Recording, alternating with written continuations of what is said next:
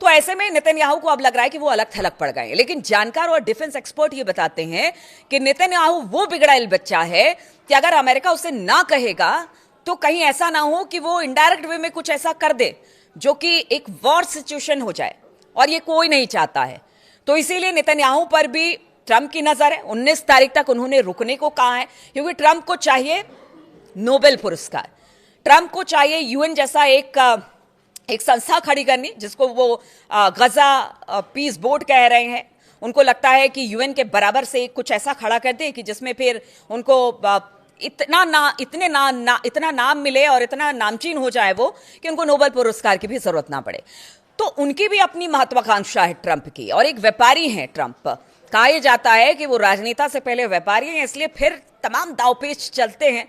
इसमें भले किसी का नुकसान न हो, लेकिन मेरा भला होना चाहिए, मुल्क का भला नहीं, यानी अमेरिका का भला होना चाहिए। और इसी को लेकर नेतन्याहू को अब एक तरफ कर दिया है ट्रंप ने।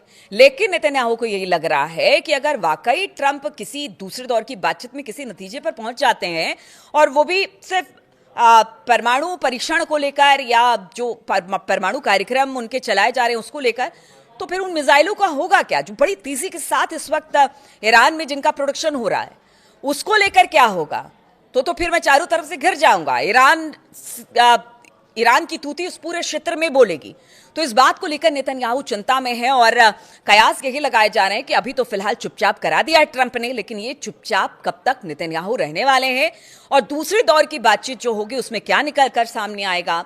अली खामनेई साहब ने भी कह दिया है, उनके तमाम जो आर्मी स्टाफ है वो भी कह चुके हैं, आर्मी के बड़े अधिकारी कह चुके हैं, उनके तमाम नेता कह चुके हैं, ईरान की संसद कह चुकी है कि हमें तो अगर किसी तरह का कोई हमला होता है तो इस बार फिर बदला जबरदस्त लिया जाएगा।